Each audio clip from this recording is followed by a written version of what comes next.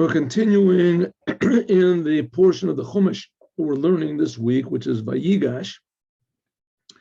And now, as the story progresses, so last week we learned that Yosef had been sold by his brothers into Egyptian captivity, and that in the end of the captivity, he told he interpreted some dreams. And that he got, because of he interpreted the dreams. So eventually, because of this, when Paro had some dreams that troubled him, as Paro heard that Yosef was good at interpreting dreams, so he took him out of prison, and Yosef miraculously interpreted his dreams exactly the way he wanted to hear, gave him wonderful advice, and this elevated Yosef to be the king of the world, the virtual king of the world, de facto. And then a famine hit the whole world, and of course the advice that Yosef gave, the interpretation that Yosef gave to Paro, was that there was going to be a famine. He predicted the famine, and he told Paro to save up food to save the world. And Paro said, "Okay, you know what, Yosef, you'll be the director of this whole thing. You'll sell the food to everybody." And so Yosef gets money from everybody. Everyone's coming down to buy food, including his brothers and his father. First, his brothers came down because they were the ones that sold him into captivity. And they didn't know that he had risen to be king. And in this week's Torah portion, he reveals that he's the king. That's it. That it was a good thing that they sold him, even though their intentions were the worst, but the results were the best. And so therefore, they shouldn't worry, and now they're all going to be together again. So Yosef calls his brothers and he tells them, "Go and bring my father Yaakov. I haven't seen him for so long. Please bring him down to Egypt." So he hasn't seen him for like 13 years, and his father thinks that he's dead. And they go and they tell Yaakov,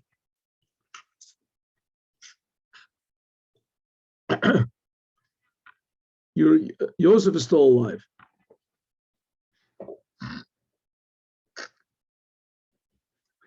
And Yosef says, they tell Yaakov, Yosef is still alive. Okay, this is where we got up to yesterday.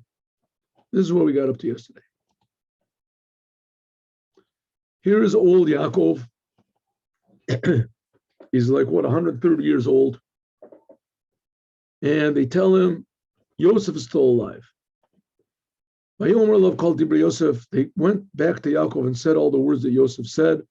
They showed him the wagons that he gave, and he came back to life. That's where we were yesterday. Yaakov. And Yisroel. Now he's called Yisroel, because if you remember Yaakov, after he fought and defeated this angel, so his name got changed to Yisroel as well. But from now we're going to see the names become interchanged. So Yisroel said, Rav, it's enough, O Yosef Chai, that my son Yosef is alive. Yosef, my son, is alive. I will go and see him before I die. Rashi, Rav Lach, it's enough that he's alive. Rashi says, Rav, it's enough to me, the joy and the happiness that I have because my son Yosef is alive. That's just enough. But just the fact that I know that he's alive, that's sufficient. Even more now, I'm going to go and see him as well. Says the Kli Ykar.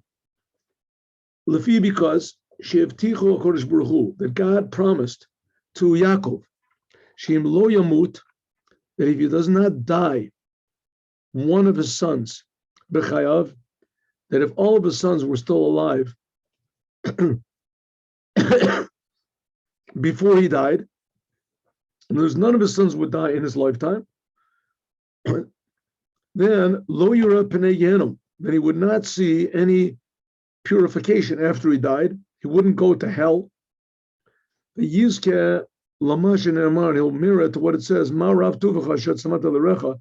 He'll mirror to what's called, how good is the concealment that you hid for those who fear you, which basically that means the raising of the dead. Now, usually everybody who dies, they have to go through some period of purification because the body is connected to the soul. Remember, we learned that also in Torah Or. But Yaakov was promised by God that God said, I'm going to give you a sign that you will avoid all of this purification process after you die. And what's the sign? The sign is, if all of your children are alive when you die, then it's a sign that you will not have to be purified and you'll merit to all of the highest levels of revelation of God in the raising of the dead. Okay, and therefore, and now, up to now, Yaakov thought that Yosef was dead, and therefore, that was the sign that he was not going to receive this. Now that Yosef was still alive, and so he knew he was going to get this Rav Tuvacha, this great good that God hid for him. Okay, and therefore, Omri said, Khan here, Rav, the word Rav. Now, I will merit to the Schar Olam Haba, to the reward of the raising of the dead, which is called Rav. Because this is what's called the day, which is totally long. Which is not the case in this world, which that's why we're going to see. Yaakov is going to say, we'll see that tomorrow. Yaakov said, my life is bad, is small and bad. As the Rebbe pointed out, that his life was not small. It was 130 years old, which is more than what most people lived in those days. And it certainly wasn't bad. I mean, it was bad. Now he was together with his children. So we'll see. It says, no, all of the time that he's living in this world, as he's aware that there's this tremendous good that's waiting for him. So kilo harbe yizkor yamei chayav, because not many would remember what Yaakov did in his life. Oh, it also shekavar kibel onish. Yaakov already received his punishment. Al bittul mitzvahs kibud aviv b'olam hazeh. You remember when Yaakov, when he ran away from Esav, so all that time he was hidden away. He did not visit his father. Right? Didn't let his father know that he was alive. So Yitzchak also suffered the same thing. Yitzchak also thought, his father thought that he was dead. So basically, he did to his father something like what Yosef did to him. So now, because Yosef was gone, so he'd been purified. He suffered the same suffering as his father did. So now, Yekabel Skar, now he can receive his complete reward in the world to come. Lokach, therefore, he said, Yizbach, Vayizbach Zvachim. Oh, therefore, it said he made offerings to the God of his father Yitzchak, and he didn't mention Abraham. We'll see that in the next second. Ella Sharatza Lataken, and he wanted to fix up with what the pain that he gave to his father Yitzchak, and to give back honor to him. Here it says over here that he went and his whole family took them to Beersheba, and he made sacrifices to the God of his father Yitzchak. In other words, of course, there's only one God, but his father Yitzchak will spend his whole life worshiping the God of the Jews, and Yaakov gave his father all this pain when he ran away from him. All the time that he was in the house of Lavan, says for it was 20 years he was in Lavan. He didn't let his father know that he was alive over there. So there he got punished for that. And this is how, and he got rid of that punishment by the suffering that Yosef gave him. Right. So where are we now? Oh, there we go. And here's another opinion. Rav, what does it mean? Rav owed. He said, Rav, it is enough. Rav owed also. So it says the word Rav, he said, is talking about this tremendous pleasures of the raising of the dead that he's going to get. Another explanation. Rav owed Yosef ben Ichai at the moment, what are you saying? That Yosef is the ruler of the whole land of Egypt? Rav Adaili Shuchai. You don't have to tell me that he's a big king or anything. I don't care if he's a street sweeper. The fact is, my son is still alive. That's enough for me. Daili Korat is enough pleasure that I get from the fact that he's alive. And I don't care if he's the king or he's not. Rav Od, it's just enough that my son is alive. That's enough for me. Here's the Dat Zakanim. It says, Rav Od, that Yaakov, Yisroel, said, it's just enough for me that my son is alive. What does it mean? Rav. It is Rav, a lot, Od, enough. Yaakov, he was called Rav to the one who brought these wagons, like Rav Chuvel, like the captain of a ship is called Rav Chuvel. And he said, Rav, he said the owner of the one who was bringing all these wagons, is it really true that my son is still alive? Because I believe you more than I believe my own sons. My sons, I don't know whether to believe them or not. Here they've been lying to me. I suddenly realized they've been lying to me all this time. They told me that he was devoured by a wild animal. Now I see that they're all lying. Tell me the truth. He asked the driver, the wagon driver, another opinion, right? That bought all these wagons. Rav, he said the captain of the wagons. Oh, Joseph, is it really true that my son Joseph is alive? Another explanation. His sons that came back, they were talking a lot about how great Yosef was. Therefore, he said to them, Rav, enough. Stop talking about this. You said my son is alive. Really true? If it's really true, then I'll go and I'll see him. You don't have to explain to me that he's a king. I don't even care. Something like what we said by the Kli Ykar.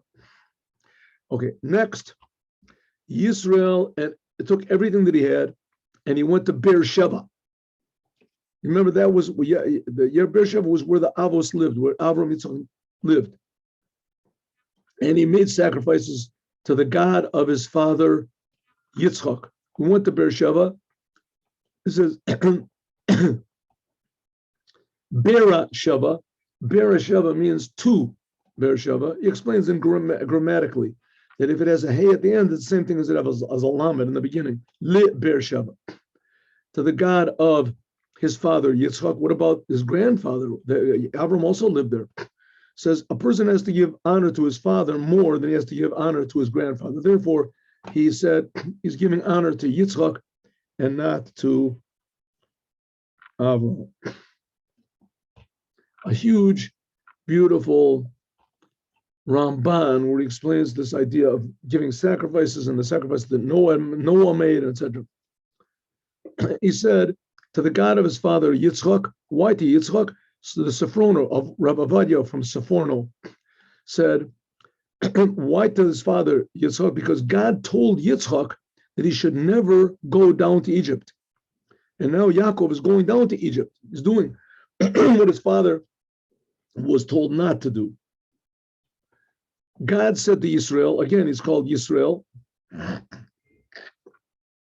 in a vision of the night. And he said, Yaakov, Yaakov. He said, Yaakov, Yaakov. And Yaakov said, Hineni, here I am. Yaakov, Yaakov is a language of dearness, of endearment. He said, Bayomer Yaakov Yisrael. Why is he now calling him Masha Omer Lo? No, what is this? Why? Because he was Yisrael.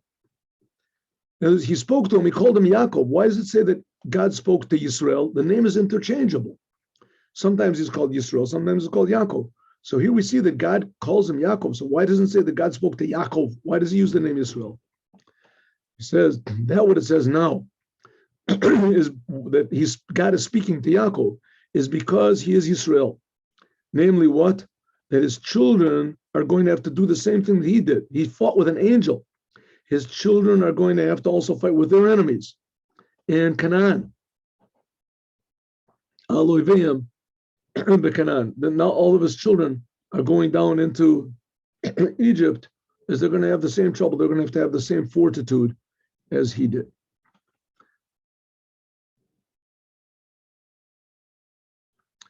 Vayomer Anochi Ha'el. God spoke, is speaking to Yaakov. I am the God, the Lord of your fathers. Avram Yitzchak. Don't be afraid of going down to Egypt, because I'm going to make you a great nation there. Why should he be afraid of going down to Egypt? So we have an Or HaChaim. Maybe I'll just say this in a short way. Or HaChaim says, why would he be afraid? What's he got to be afraid of going down to Egypt? Another thing is how is this calming him down by saying that don't worry, you're going to be a big nation over there. I'm going to make you into a big nation over there in Egypt. How is that calming down his fears? What is he afraid of anyway? That he's not going to be a great nation, was he? So the Or HaChaim HaKadosh, Rav Chaim Ben Attar, he says the intention is like this. Before, when God told Avram and Yitzchak that there was going to be a decree of exile, especially to Abraham, that they were going to go down into exile. Like it says, Gir Yezaracha, your offspring are going to be strangers, and how do you say, like prisoners in a strange land. Probably Avram told his sons, Yitzchak also, that he's going to be and so it is also clear. Asher al Kain, therefore, when Yaakov saw that there was food in Egypt, and that there he knew now was going to begin this exile, so he was afraid, because he was the one that's now going to begin this exile. It's going to start with him. Also, he was also afraid that maybe he would be buried there in Egypt, an impure place. He wouldn't be buried with Abraham and Yitzchak together. Therefore, now God is revealing himself and saying to him, don't worry. Anochi Hashem, I am the God of your fathers. What does it mean, I am the God of their fathers? God intended by this to say, Kashem, just like your fathers, Lo Tam Tam Shibu, just like your fathers, they never were enslaved, the Inui, and they were never tortured. So also the same thing with you. Al Tira, don't be afraid, even though it's true and you're going down to Egypt.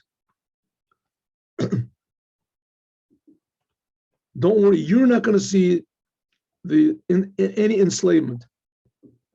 That your sons are going to be enslaved after you, that's my thing. It's not yours. Not because of you. It has to start somewhere. Yaakov thought, okay, listen, maybe I'll go down and I'll come back up to the land of Canaan, Mitzrayim, as soon as the famine stops.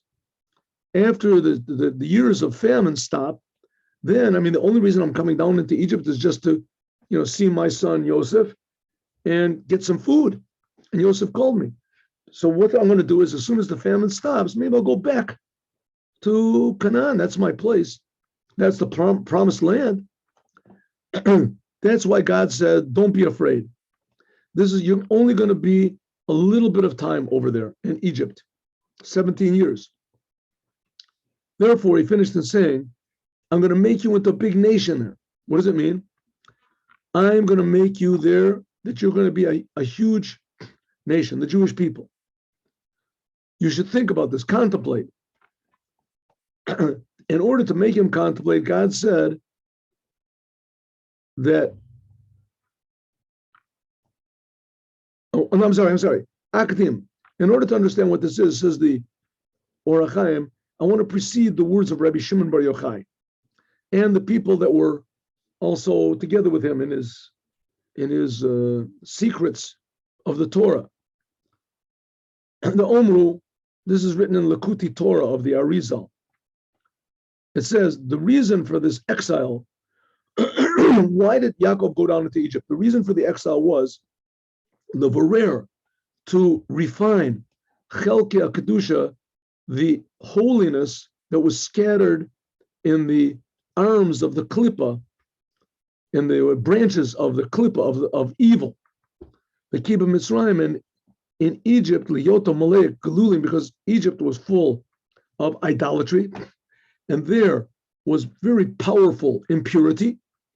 Shamu Shaviat Chelke Hakadusha. There is where the most holiness is imprisoned with a tremendous amount, because according to the amount of impurity, the inside of it is purity. That's how it was before the Jews went into Egypt. And this was from the day that Adam sinned. From that day, Shalta Shivcha Ra Benitzutzi Kedusha. From the day that Adam sinned, so egotism, selfishness, idolatry, the evil ruled over holiness. The Einei Kol Yisroel, and the eyes of all the Jewish people were longing for this, and all of the exiles that the Jews are in, and especially the exile of Egypt. Namely, what? To know that the reason that they're there is for a holy purpose, to somehow or other, by their experiences there, by their maintaining faith in God and doing what God wants, even under such terrible conditions, as that elevates the holiness that's in the place. And that's what God said. When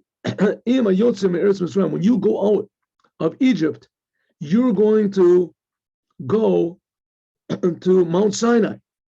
You and all the people that are imprisoned in the exile, the impurity of Egypt. And that's what Moses said.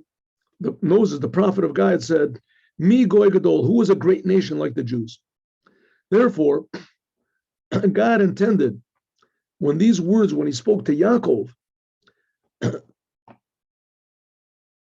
that God wanted to tell him that I agree, I'm pleased that you're going to go into Egypt and you're going to become a great nation. Because why? You are going to over there destroy the evil of Egypt. And don't worry, I'm going to take you out of there. And if it wasn't for the fact that Yaakov went down into Egypt, there would be no way that the evil, selfishness, and egotism of Egypt would be defeated. Because of the whole great holiness of Yaakov, he drew to him all of the holy sparks that were there, which is not the case. If Yaakov would not have gone down there, no one else except for him could have done it. Therefore, we find the rabbis saying that Yaakov did not die. It says Yaakov Avinu lo mate. He did not die until he saw the 600,000 children that came from his loins. This 600,000 that suffered over there afterwards and were refined in what's called the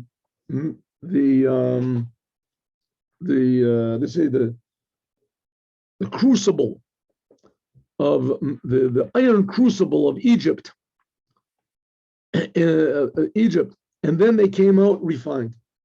So Yaakov, in other words, in just the 18 years that he was there, he already saw that the Jews were fruitful and they were multiplying. It says that they gave birth to 6 children at a time. And so we find out that Yaakov felt that God's will was that he should remain there. And he was promised that he shouldn't be afraid because of what the things that are going to happen. First of all, he wouldn't experience it. And second of all, it was all for a really, really good purpose. What about the idea that maybe he was going to be buried in Egypt? Therefore, God said, I'm going down with you and I'm going to come up.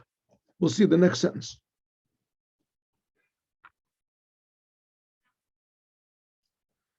God says, I will go down with you, still speaking to Yaakov in Yisroel, Yaakov, in Beersheba. God said, this is the vision that Yaakov is seeing when he's asleep. I will go down with you into Egypt, and I will elevate you also. And Yosef, he will put his hands on your eyes. What does this mean, Rashi? God promised him that he will be buried in the land of Israel, says Rashi. Again, the HaChaim says, here he means to say, Anochi. Why did God to say, I will go down and I will? God is trying to say that who's going to save you from Egypt? Me personally. That's like God says, V'yotzi'enu Hashem, not by means of an angel, but God in himself, his essence, will take the Jews out of Egypt. Ani anochi b'kavodi elecha, I myself will take you out of Egypt.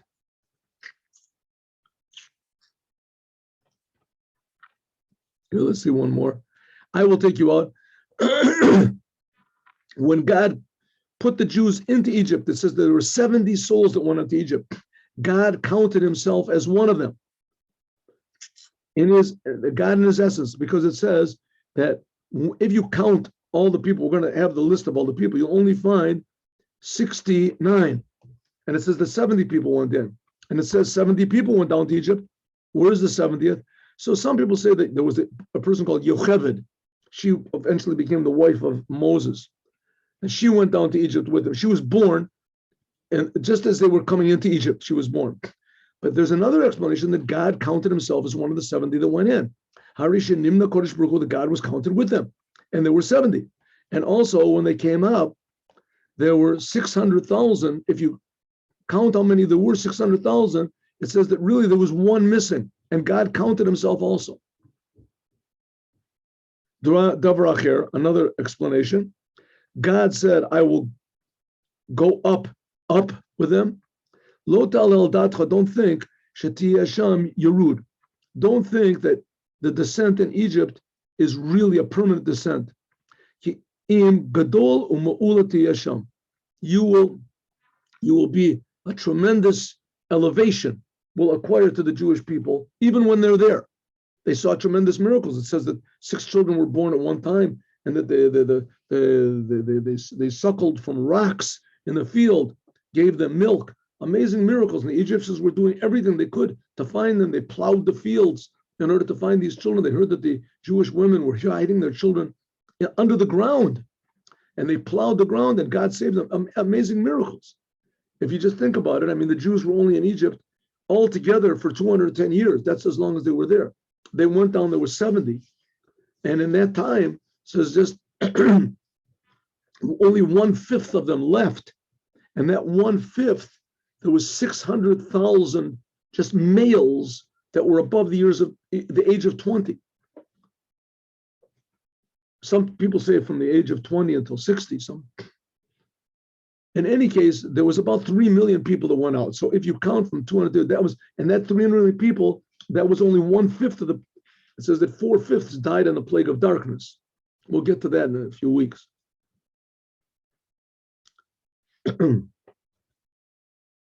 So that means that there was, 15 million people altogether. What do I say? 3 million people got out, about 15 million people, maybe more, that were in Egypt. 15 million Jews. In the course of 210 years, that's a lot. That's a very great birth rate. And here he said that just in the first 17 years already, they had 600,000. That's what he said before, that Yaakov saw them all. In any case, Yaakov went, and with all of his children, Yaakov Beersheba, and his children, the sons of Yaakov, bore him, they lifted him up, them and their children and their women, their wives, in all these wagons that Paro sent to bring them. Well, let's go a little bit quicker here. And they took all of their sheep, all their belongings that they got in the land of Canaan. He says all of what they got in the land of Canaan they took, but what they got in Padan Aram, what Yaakov got beforehand when he was by love, and he gave that all to Esav. He gave the whole thing to Esav. So only what they got in the land of Canaan afterwards. They took it all to Yaakov. Yaakov and all of his children with him, his sons, his grandsons with him, his daughters, the daughters of his sons, all of his children went with him to Egypt. They ask a question, what do you mean all their daughters? There was only one.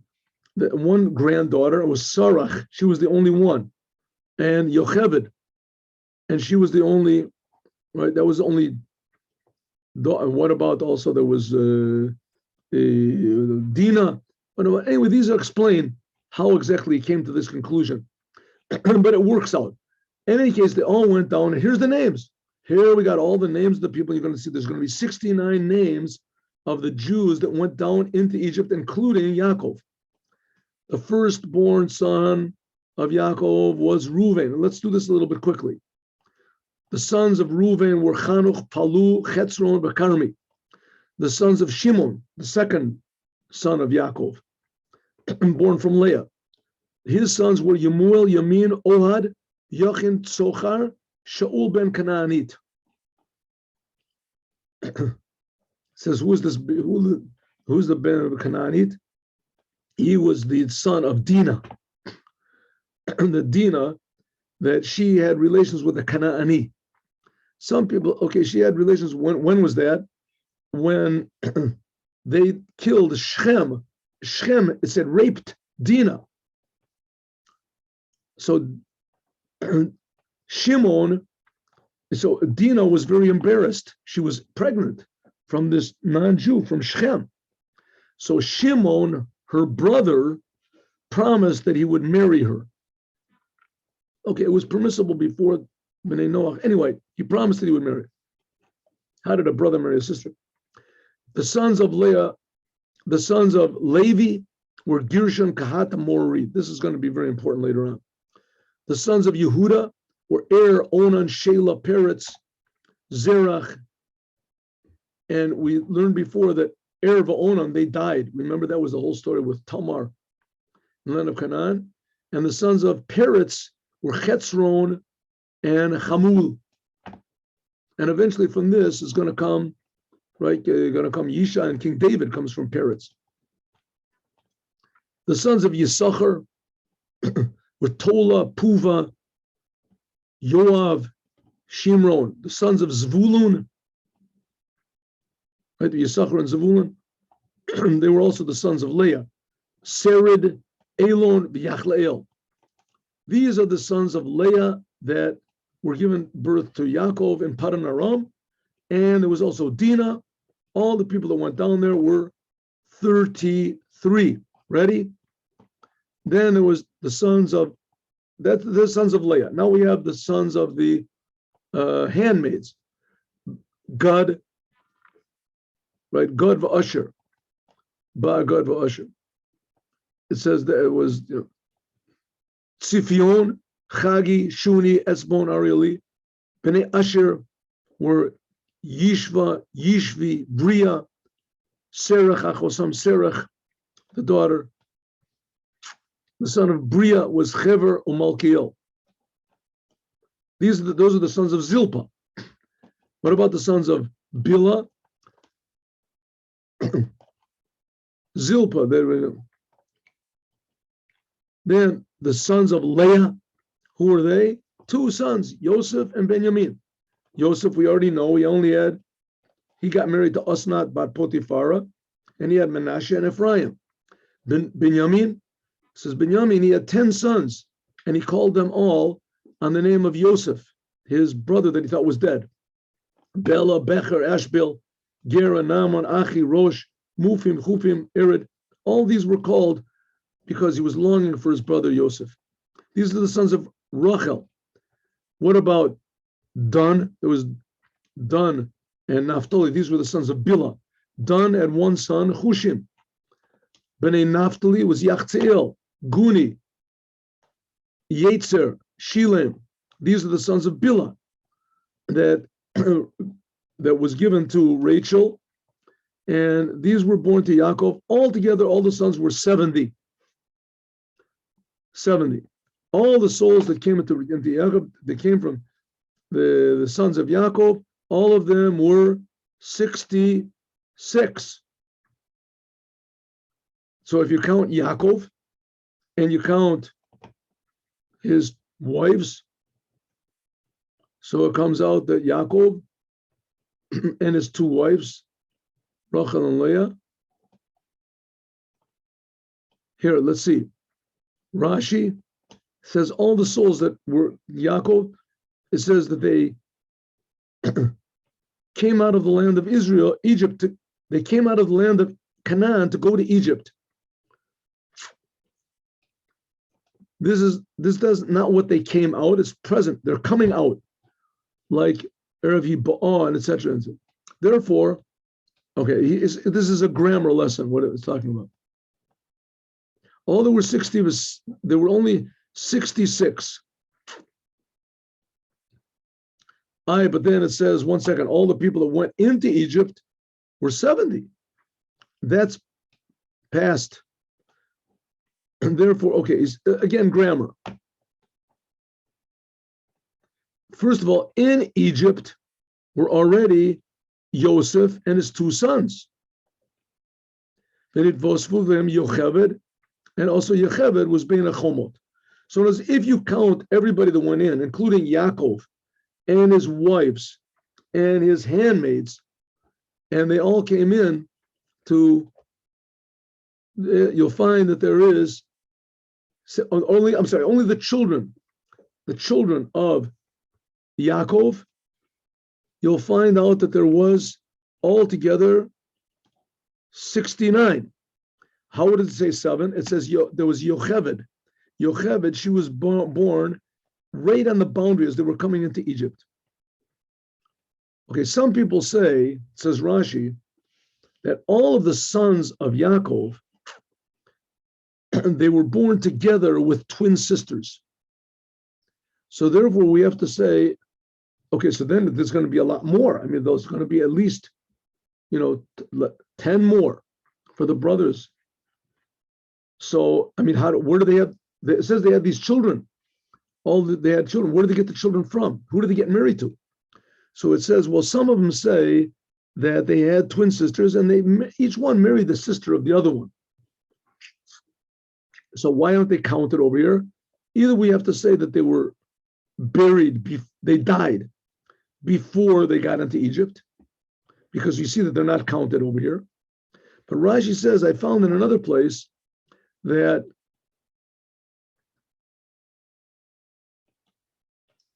six souls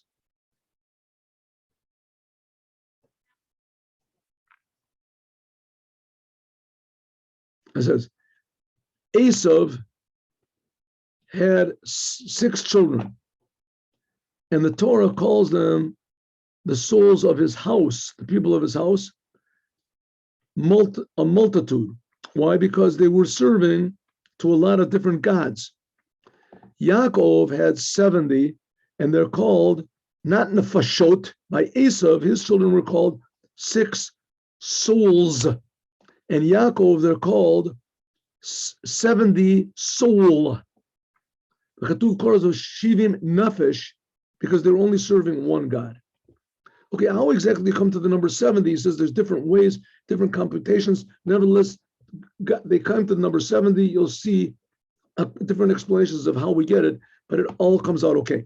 The main thing we want to say is that Yaakov came down, called Nefesh, all the soul was 66. It says they're calling Nefashot, 6 plural, but because they were only worshiping one God, so therefore they're called soul. The sons of Yosef that were born in Egypt, he had 2. Altogether, the souls, the people that went into Yaakov, the souls that went into Egypt were 70. And let's do this last one. And Yehuda, Yaakov sent Yehuda, Shalach, Yaakov sent Yehuda to Yosef before everybody else. He went before everybody else. Lahoros, to teach in Goshen, to teach, to show. What is he supposed to show? So there's a couple of explanations, and Rashi says that he went to this place of Goshen in order to clear out the place and to show how they should live there. But he sent it before, Yaakov sent him before he got there. But there's another midrash that says no. What does it mean, lahoros b'fanav? To fix places of learning Torah. That from there would come out laws. because God gave the Torah for it to be learned properly and interpreted properly. How it can be interpreted properly? So there has to be an argument between the different opinions. And that's how learning Torah, to find where the real sources are. So when they went down to Egypt, it was essential that there should be places of learning there before they arrived. And that's why he sent Yehuda. And that's the Rebbe says we're learning in the Devar Malchut, that's the power of the Jewish people. Yehuda was the one that had the courage and the heroism to stand against Yosef. And this he took down into Goshen, into the Torah that he taught, and that he established places of learning Torah before the Jews went into Egypt. As we'll talk about more, God willing, tomorrow. Hope to see you all 8:15 tomorrow morning. God bless you all. Have a good day with Mashiach now.